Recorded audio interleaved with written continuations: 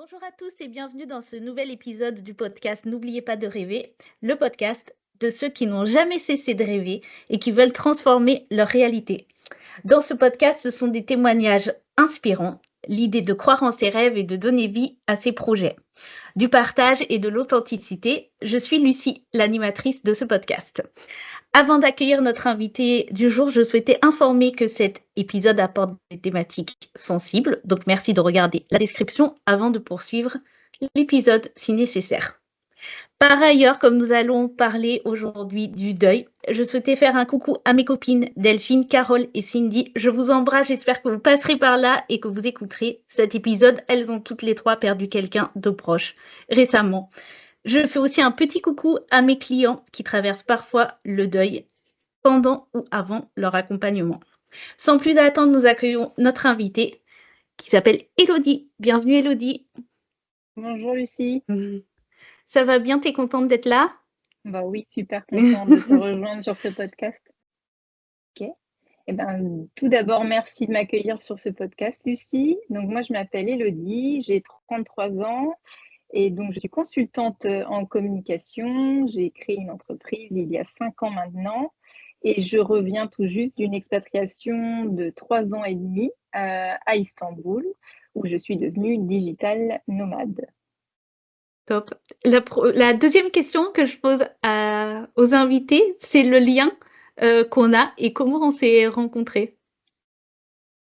Alors, on s'est rencontrés via une personne avec qui j'étais en réseau professionnel. Et du coup, elle nous a connectés toutes les deux parce qu'on a toutes les deux envie d'œuvrer pour les autres sur le territoire costarmoricain. Top. Donc on lui fait un coucou si elle On fait un l'écoute coucou à aussi. Élise. Coucou Élise. Est-ce que tu veux bien partager aussi ton parcours, Oui, bien autant sûr. salarié qu'entrepreneur? Oui. Alors, moi, je me suis dirigée vers le domaine de la communication parce que pendant 10 ans, j'étais bénévole dans des festivals de musique en Bretagne.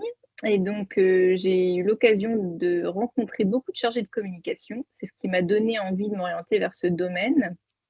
J'ai fait donc un BTS communication. À la base, j'étais plutôt dédiée à des études courtes.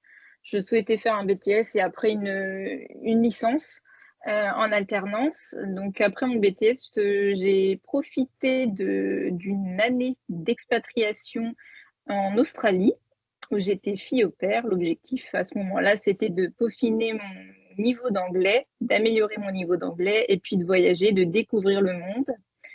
Et j'ai poursuivi avec une licence en alternance à Rouen et puis après un master en communication sur Nantes. J'ai travaillé donc chez l'annonceur et aussi en agence de communication.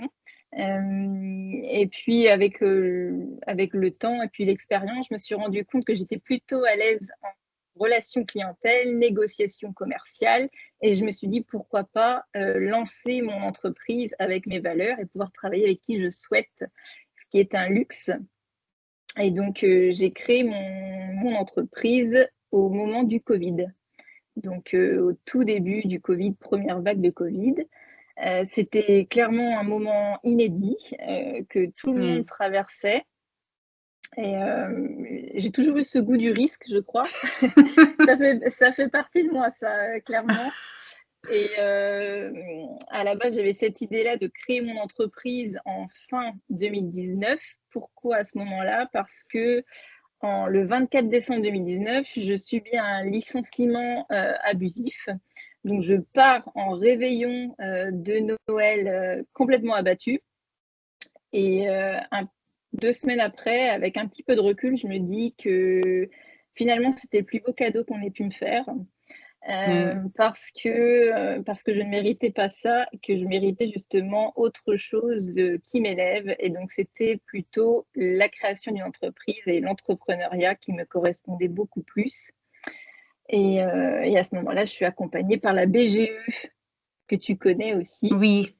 Voilà, puisque la boutique de gestion des entreprises m'a accompagnée sur la création de mon entreprise. Donc là, on est en tout début d'année 2019, en février. Donc, un mois avant le premier confinement, le fameux, Ouais.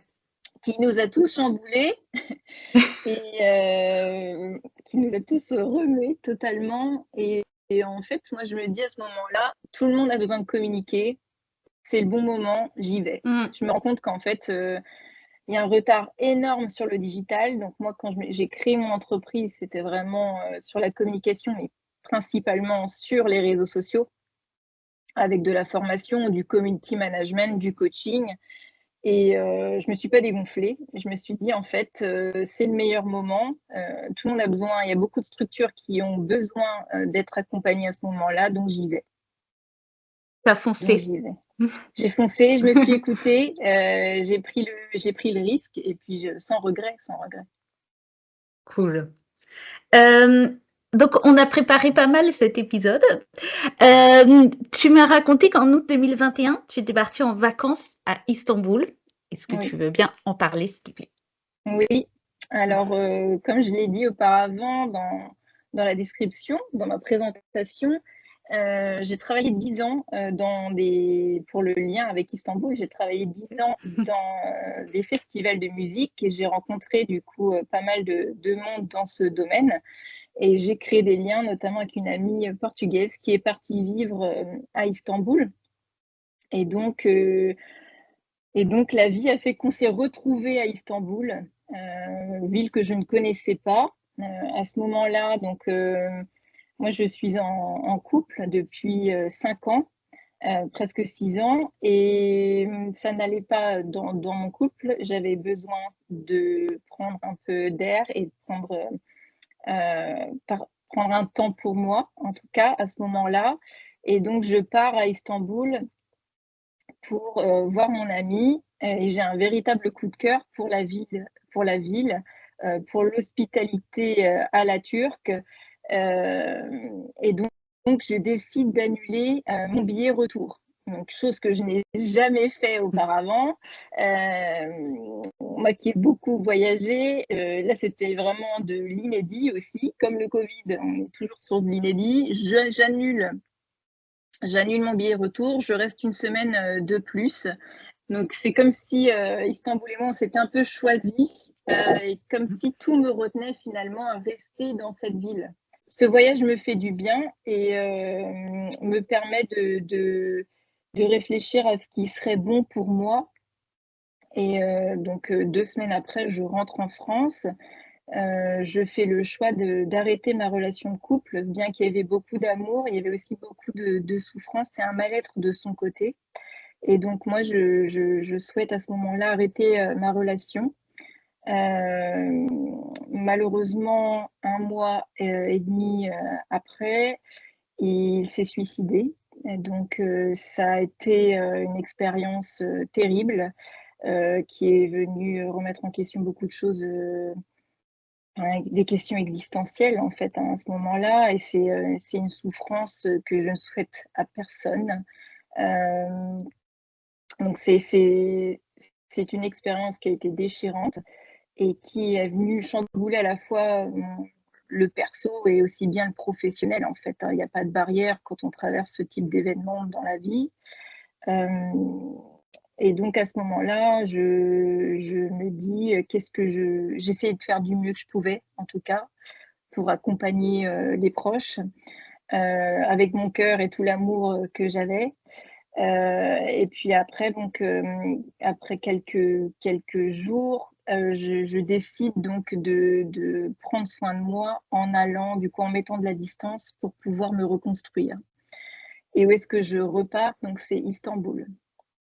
Ça fait sens puisque Mmh. j'avais pris ma décision, là-bas de prendre soin de moi, je veux dire de me recentrer en tout cas là-bas et ça fait sens que je retourne à Istanbul. Et Et oui, c'est parce que tu avais été en vacances que tu y retournes? alors j'y suis en vacances et en fait, comme à la base, j'y suis allée pour visiter et il s'avère que mon activité en tant que enfin, consultante communication digitale me permet finalement de travailler d'où je souhaite. Mmh. où je veux, partout dans le monde, du moment qu'il y a une connexion internet et donc Mmh. et avoir mon ordinateur et mon téléphone. Et au début, je fais des allers-retours, entre la Bretagne et Istanbul, quasiment tous les mois et demi. Donc j'ai 3 maisons à ce moment-là. J'ai ma maison chez mes parents à Lyon, j'ai mon point de chute à Istanbul et puis j'ai l'aéroport. On est sur 3 l'aéroport parce que j'y passe quand même beaucoup de temps Bah oui. entre, enfin voilà, les voyages entre la Bretagne et Istanbul. C'est pour ça que je dis que j'ai 2 ports d'attache parce que c'est vraiment ça. Et donc à ce moment-là, donc je fais les allers-retours, mais je ne sais pas que je vais m'expatrier là-bas. En fait, ça s'est fait progressivement. C'est que c'est vraiment, ouais, c'est une ville avec laquelle on s'est choisi et au fur et à mesure de ces allers-retours, bah, je dépasse les 90 jours, de visa touristique, qui fait que là, j'ai besoin d'un visa si je souhaite rester sur le territoire et donc je fais ma demande de visa, de permis de résidence. Et donc là, je continue mes allers-retours entre la Bretagne et Istanbul et je m'imprègne de cette culture que je ne connaissais que très peu puisque j'étais venue en août 12 jours au total. Donc c'est un pays que je ne connaissais pas, du moins très peu. Donc c'est pas quelque chose que je recommande en tout cas en plein deuil, de s'expatrier dans un pays qu'on ne connaît pas. Généralement une expatriation, ça se prépare. Moi c'était pas mon cas, ça a été fait dans la plus, difficile des expériences de vie et pour autant, encore une fois, j'ai foncé et j'ai écouté ce qui m'animait à ce moment-là, ce qui me faisait du bien et cette expatriation, ça a été, exceptionnel. Ça a été vraiment le plus beau cadeau aussi que j'ai pu m'offrir, pour ma reconstruction, personnelle. Et qu'est-ce que tu as trouvé à Istanbul pour, bah, qui t'a permis de te reconstruire justement après cette épreuve? Ouais. Alors, déjà, j'ai recréé tout un cercle social. Ça, c'est important. Je salue tous ceux qui se reconnaîtront dans mes paroles. J'ai recréé tout un cercle social à Istanbul. Ce que j'ai aimé aussi, c'est, la façon de vivre à la turque, qui est, vraiment ancrée dans l'instant. On vit un peu, au jour le jour finalement et il y a toujours une solution au problème. Donc ça, il faut savoir que la Turquie est sur une zone sismique, un pays qui est tout le temps en mouvement, qui connaît tout le temps des rebondissements, que ce soit économique, politique, environnemental. Et en fait, les Turcs ont une capacité d'adaptation qui est assez extraordinaire. Je dirais que ça m'a vraiment aidée aussi dans ma reconstruction. Je me suis rendu compte que j'étais plus forte aussi que je ne le pensais. Et j'étais dans un environnement qui me permettait aussi de me reconstruire en mode neutre, quoi. Et c'est Mmh. ça aussi, je pense, qui m'a beaucoup aidée. Alors, j'avais quand même mes repères quand je revenais en Bretagne, mais je pouvais m'autoriser à être pleinement moi en étant à Istanbul. Pourquoi? Parce que je ne souhaitais pas de pitié. Et j'étais vraiment en mode survie. Parce que quand on vit ce type de drame, on cherche aussi à avancer. Moi, mes clés, c'était vraiment de m'offrir un espace neutre où, sans jugement, sans pitié, où on va me regarder comme Élodie, c'est tout, et pas comme une endeuillée. J'avais pas envie qu'on me plaigne. De l'empathie, oui, il en faut entre nous, mais j'avais pas envie d'aller au supermarché à côté de chez moi et qu'on soit là en train de me dire: «Ma pauvre». Non, ça c'était hors de question. Donc c'était ma façon à moi d'avancer, de me préserver et ça a été exceptionnel, clairement. Et justement, tu évoques le mode survie. Est-ce que tu arrives à un peu avoir, à donner une idée de temporalité? Combien de temps ça a duré et comment tu as vu que tu t'en étais sortie de ce mode survie? Parce que le mode survie, Mmh. ça marche et c'est humain, hein, c'est un fonctionnement qui est humain, mais le but, c'est Ouais. aussi d'en sortir. Ouais, tout à fait. Alors, moi, j'ai eu un choc émotionnel énorme associé à ce deuil. Donc j'ai des choses dont je ne me souviens plus d'ailleurs, au moment du décès. Hem, en tout cas, ce qui m'a aidé vraiment à avancer, moi, c'est l'accompagnement psychologique. En France, il y a des structures qui existent et qui apportent un soutien extraordinaire pour les endeuillés du suicide. Cette structure dont je parle, la structure que j'évoque, elle est basée en Bretagne. L'accompagnement psychologique, pour moi, était vital.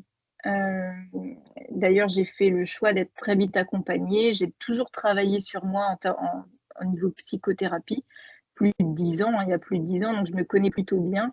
Et je me suis dit, mais comment, dans ce type de deuil, je vais avancer? Comment avancer dans un deuil aussi particulier que le suicide? On va dire que dans un deuil,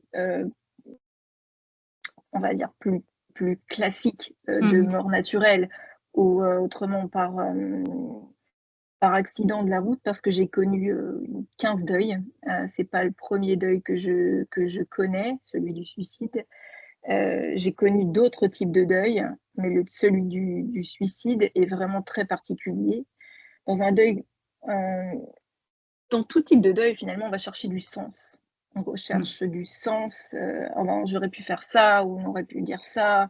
Et là, sur ce type de deuil où on s'enlève la vie, c'est vraiment, c'est inconcevable pour moi, à ce moment-là. Personne ne peut nous y préparer. J'ai beau lire des livres sur le développement personnel depuis des années, même ça ne viendra jamais aider un accompagnement psychologique spécialisé là-dedans. Donc là, il y a déjà cette partie-là. Et puis, je dirais prendre soin de soi. Alors, c'est la phrase un peu bateau qu'on nous sort à tout va, prends soin de toi, mais prends soin de toi, ça veut dire quoi? Oui, exactement. Et en fait, tout le monde nous dit ça, encore plus quand on traverse un deuil, bah, prends soin de toi, Élodie. Qu'est-ce que j'en fais? C'est quoi prendre soin de soi, quoi? Et chacun, je pense, a sa propre définition de prendre soin de soi. Et moi, à ce moment-là, je me dis, bah, prendre soin de moi, bah, c'était, oui, l'expatriation. C'est m'offrir un cadre, où je peux m'épanouir à nouveau. Prendre soin de soi, c'était aussi pour moi le rire. Alors, souvent dans un deuil, faut pas rire. Faut pas, il y a quelque chose d'hyper, en fait, c'est vraiment dans la culture française aussi de voir le deuil comme quelque chose de très sombre. Dans d'autres cultures dans le monde, on va pas célébrer le deuil de la même façon. C'est-à-dire que, nous, comme on va dire, on évolue dans une société chrétienne principalement, enfin moi je suis juste baptisée, mais en tout cas, en grandissant, on a perdu un peu ce système de foi. Ce système de foi que nos grands-parents avaient, qui nous ont transmis. En tout cas, moi, c'était comme ça dans ma famille, il y en a beaucoup aussi en Bretagne. Et en grandissant, nous, on n'a pas forcément fait de caté, on n'a pas forcément une approche forte à la religion. Et donc, on a quelque part une perte de sens quand on perd quelqu'un. Une perte de sens sur comment on avance quand on vit un deuil. C'est qu'on arrive à un mur, en fait. On a un mur. Qu'est-ce qu'on fait après quand on perd un proche? Et là, je me pose toutes ces questions existentielles. Ça me vient, là, sur ce deuil de suicide, par suicide, je me dis: «Mais comment on peut arriver à ce type d'acte qui est très violent?» J'ai besoin de sens à ce moment-là. J'ai besoin de sens et du coup, l'accompagnement psychologique a été un soutien énorme, énorme parce qu'il y a des réponses que je n'aurais pas à mes questions puisque la personne part avec ces réponses-là. Donc l'accompagnement psychologique et puis après, c'est prendre soin de soi sous différentes formes. Moi, c'était les massages ayurvédiques. Ça m'a apporté beaucoup de réconfort parce que dans le deuil, on oublie son corps. Il y a plein de souffrances, comment on appelle ça? Enfin, en tout cas, des souffrances qui se logent dans le corps et le massage, justement, vient apporter beaucoup de réconfort. C'était vraiment ma bulle de bien-être, dans cette douleur, dans cette période si particulière. Et puis, j'ai expérimenté beaucoup de choses comme l'EMDR, l'hypnose, la méditation, l'Access Bar. L'Access Bar qui a été, justement, apaiser certains souvenirs, certains inconforts, en fait. J'ai expérimenté beaucoup de choses et je pense que c'est le message aussi que j'ai envie de faire passer, c'est que dans Mm. chaque deuil est vraiment singulier, chaque histoire est singulière et il n'y a pas une seule façon de faire son deuil. Est-ce que tu veux bien expliquer ce que c'est l'Access Bar, s'il te plaît, pour ceux qui savent Ouais. pas ce que c'est? Alors moi, c'est un soin que j'ai fait en tout cas à Istanbul avec une personne qui venait de Jersey. Alors on s'est rencontrés dans un café à Istanbul et en échangeant 2-3 mots, je me suis rendu compte qu'il venait de faire du coup une formation en Égypte sur l'Access Bar. C'est un soin. Alors, je suis pas spécialiste non plus de l'Access Bar, mais c'est un soin crânien, en tout cas qui vient, on vient nous toucher l'arrière de la tête. On est allongé, généralement c'est pratiqué allongé, et on vient appuyer en fait sur des points nerveux à l'arrière de la tête, au niveau crânien. Et ça évoque en fait, ça permet de débloquer des souvenirs, des sensations, parfois plus ou moins désagréables.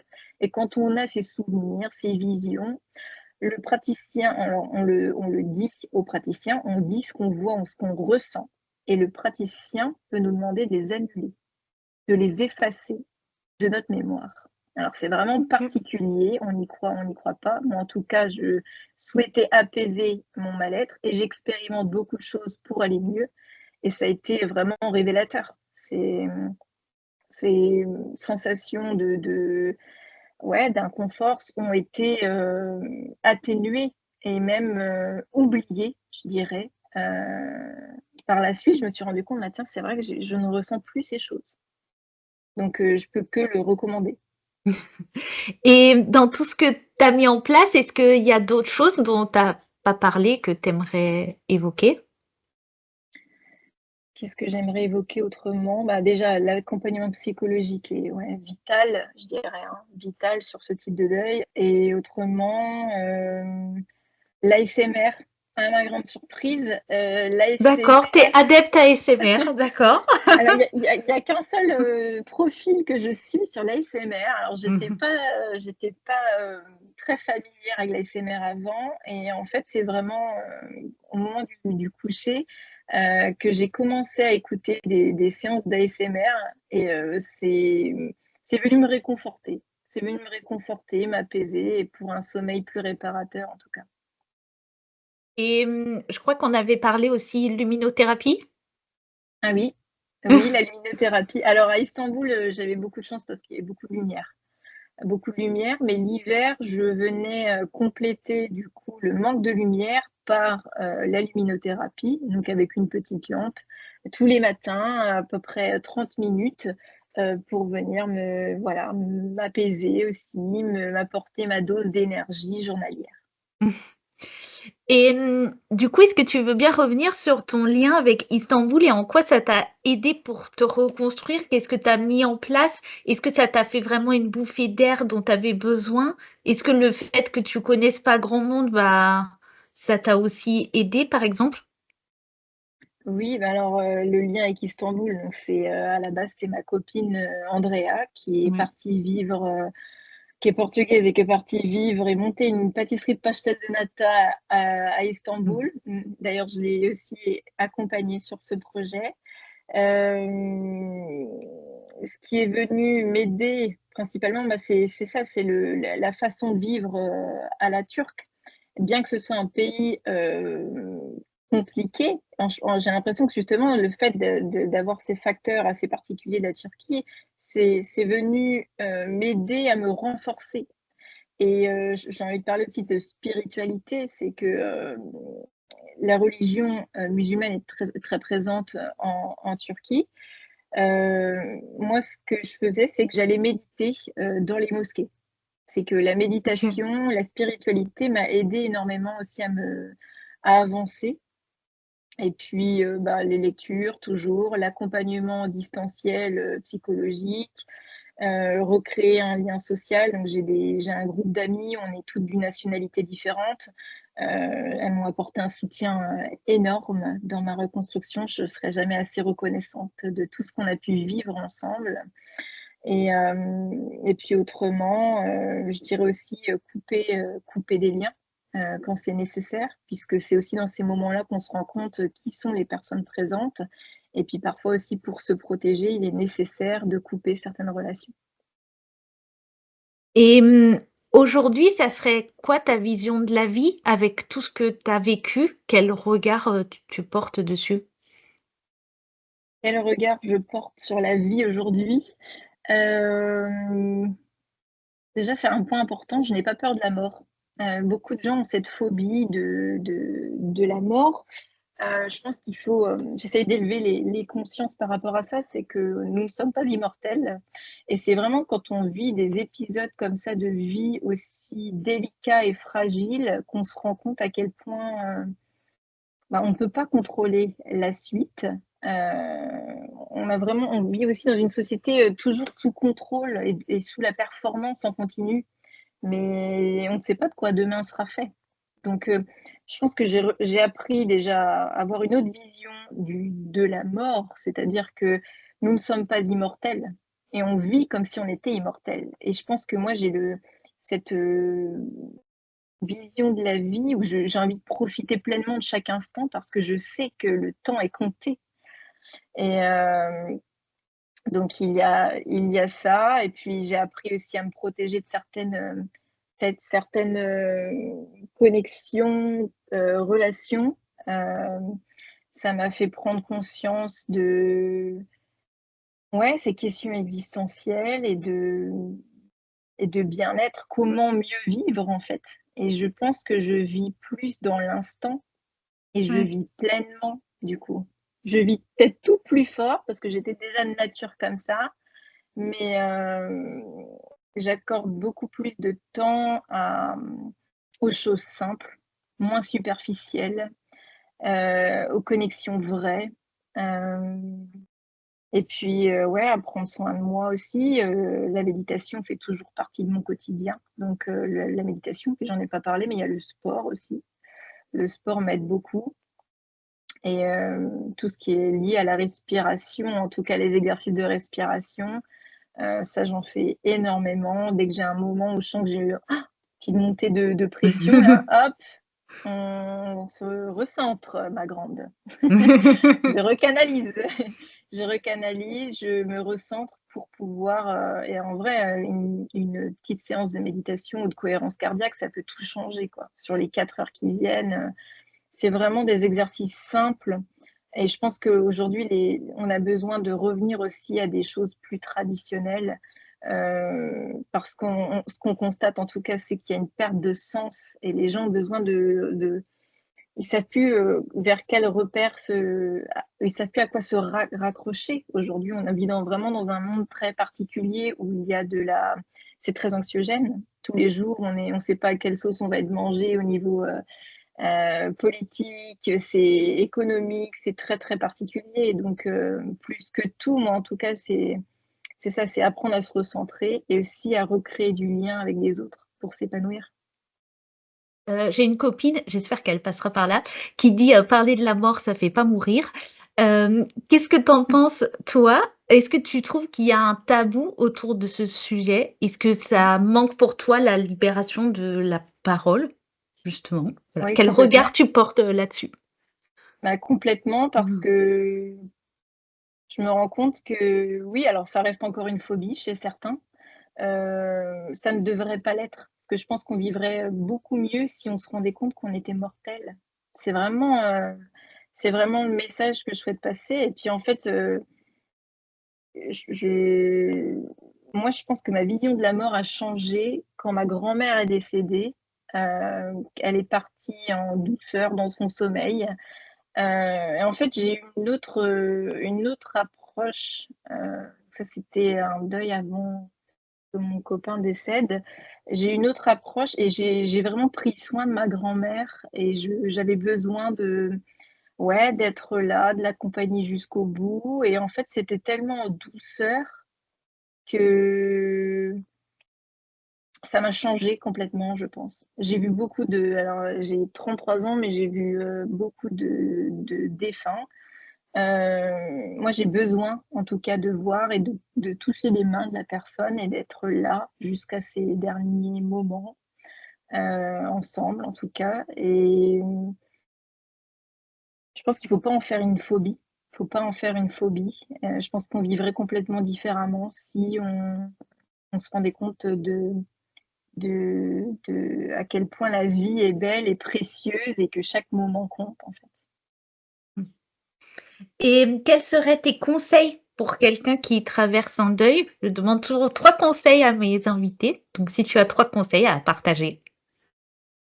Alors déjà, prendre soin de soi, on en a parlé à plusieurs reprises. Prendre soin de soi, il n'y a pas une seule façon de le faire. Et souvent, on nous dit, ah, ben, il y a une courbe, là, tu vas passer par le mode colère et puis après triste. En fait, il y a pas d'ordre.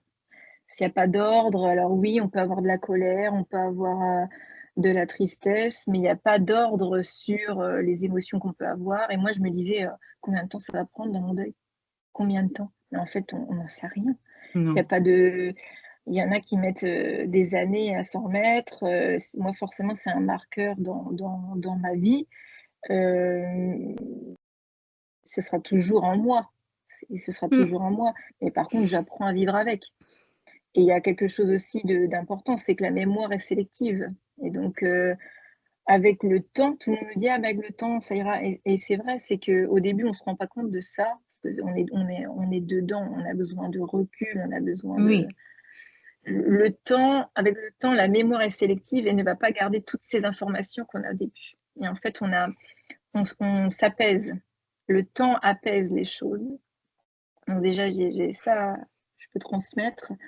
Prendre soin de soi sous différentes formes. Il n'y a pas une seule façon de prendre soin de soi. Il y en a, ça va être le sport, il y en a, ça va être enfin, le massage ayurvédique. Il y a plein de choses. Et puis tout ça peut se combiner aussi, bien évidemment. Ouais. Le yoga, j'ai expérimenté le yoga.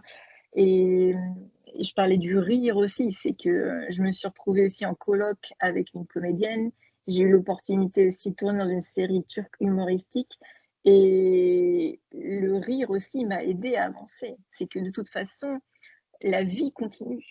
Mmh. La vie, elle continue. Donc je pense que le plus bel hommage aussi qu'on peut rendre, c'est continuer à sourire et à rire et à ceux qui sont partis.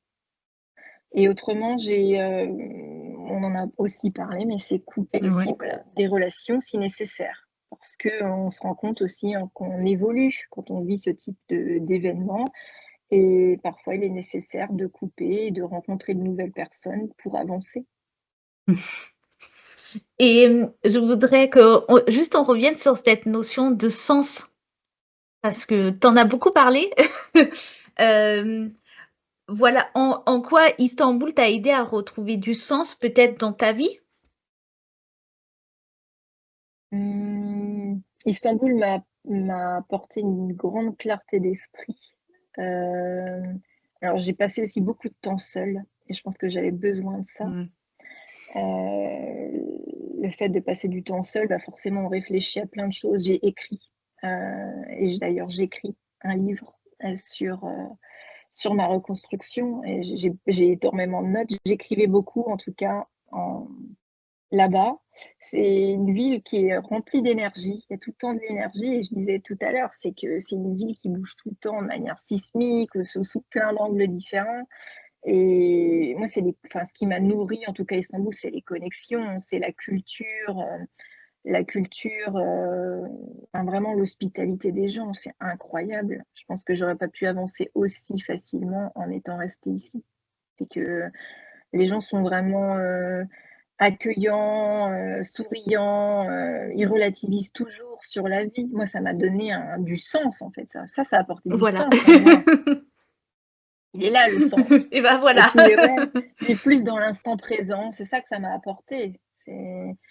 C'est une autre façon de vivre qui est venue nourrir ça en moi et me donner de la force et de l'optimisme pour la suite.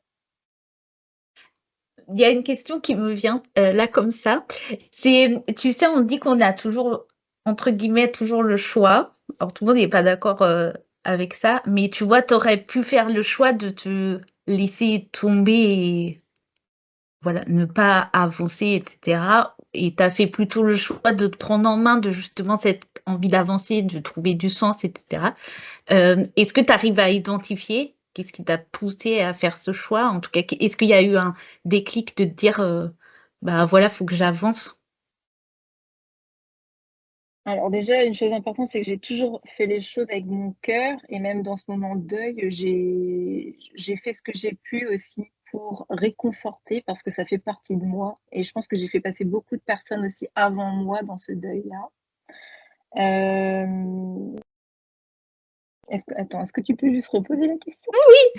Hem, En fait, quand on vit des épreuves, on a entre guillemets «toujours le choix», Ouais, de de soit de se sombrer laisser, ou de ouais, voilà, de ouais. sombrer, moi je dis de se laisser tomber ou alors de se dire: «Bah, je me prends en main pour avancer, ça prendra du temps, c'est dur, mais ça en vaut la peine».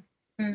Et Bah, en est-ce fait, que tu toi parlais de tu ça, l'as ouais. vécu et qu'est-ce qui t'a poussé à faire, le choix de justement te prendre en main? Ouais, bah, là, je parlais justement du deuil et de consoler. Je pense que c'est l'amour qui m'a sauvée.